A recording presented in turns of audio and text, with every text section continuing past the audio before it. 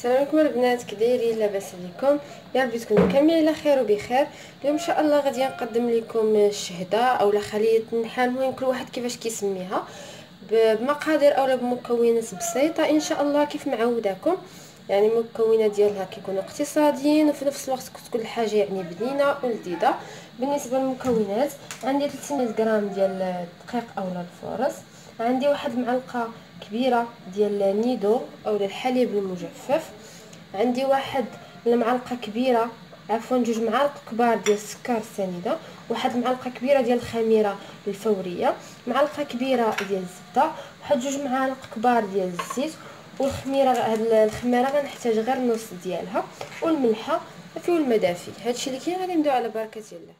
غنبداو بسم الله. غادي نحط هنا فرص، غادي ناخذ واحد الكاس خاوي غندير فيه خميره فوريه، وغادي نضيف عليها الماء ونخليها تفاعل ونخليها على جنب. دابا غادي نزيد السنيده نيدو،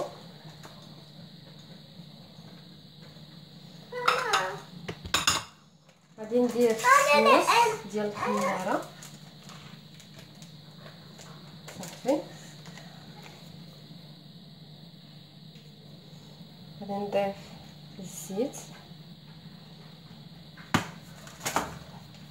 بيسه ديال النشا،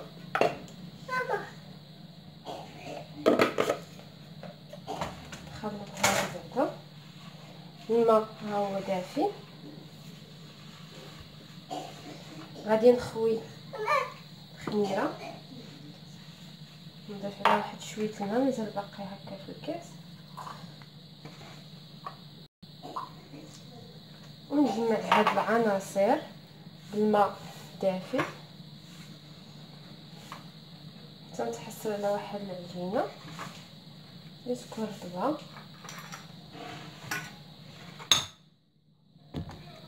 انا غادي نجمعها دابا ونعاودو نتلاقاو. العجين غادي ناخذ ديك المعلقه ديال الزبده،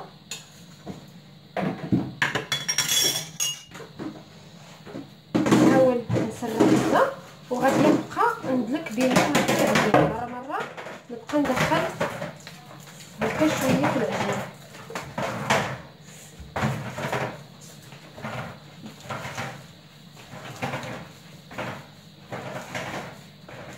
حتى تدخل لنا ديك الزبده مزيان. مره ندخل وندلك حتى نسالي هاد المعلقه ديال الزبده. هاد المعلقه ديال الزبده هي غتخليها طباب وتزيد تهشش اكثر.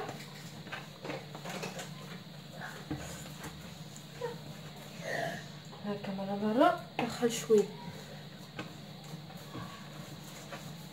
وندلك، ندخل وندلك.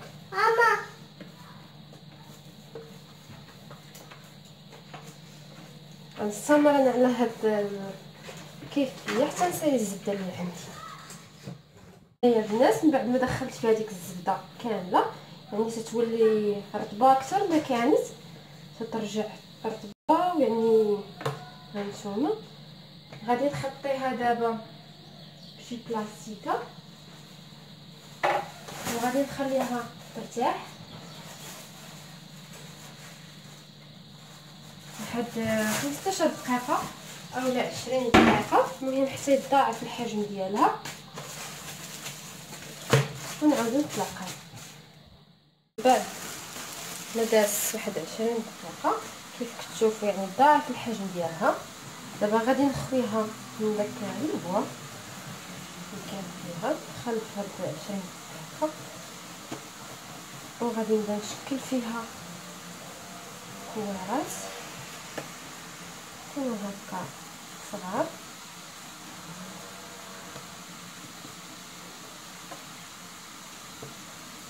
حاولوا من بعد نقادوهم باش يكونوا متساويين.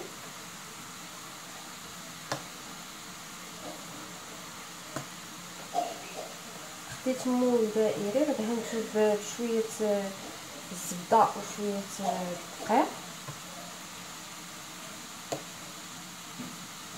ونبدا نقاد فيهم.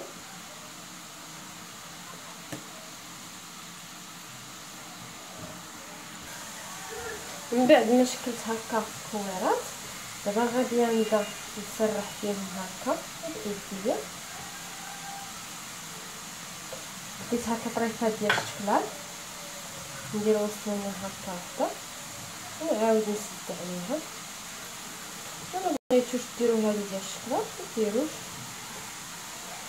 بديت هكا هذا لبستو شويه الزبده ودقيق هو اللي غادي نحط فيه ونصامر على هاد الطريقه وندير هكا الشكلاط من الوسط حتى كنكمل عندي ونحطهم هكا يكونوا شويه باعدين حيت مازال غادي يعاودوا يخمروا.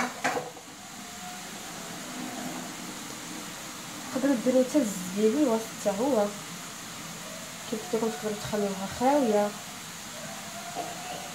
غادي ديروا هكا واحد معلقه صغيره ديال الكونفيتير حتى هي.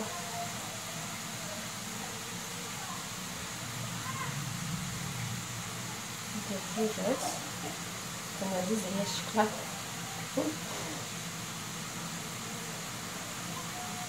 المهم انا غنستمر على هاد الطريقه نكمل هادو اللي عندي بعدا نعاودو نتلاقاو. بعد ما كملتهم دابا غادي نخليهم حتى يتضاعف الحجم ديالهم عاد ندخلوهم للفران.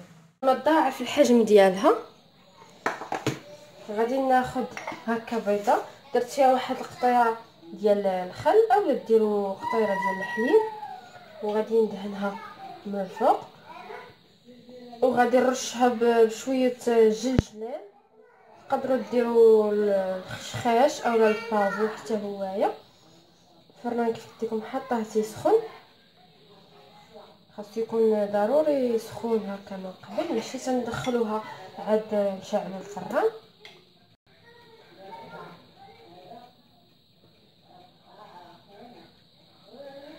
يعني درجه حرارتكم متوسطه طيب من التحت ونشعلوا عليها من الفوق.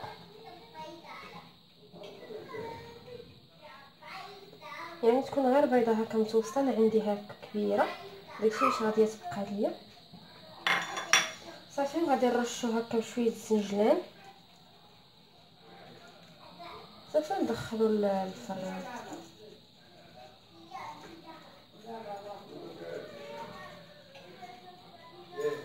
صافي انا غندخلها للفران ونتلاقاو ان شاء الله في الطبق النهائي. ها هي البنات من بعد ما طابت كتجي على هذا الشكل. نتمنى تنال الاعجاب ديالكم وتجربوها. ما تنساوش تابوناو في لاشين تضغطوا على الجرس باش ديما يوصلكم جديد. تبارطاجيو مع الاصدقاء والاحباب ديالكم. مع السلامه.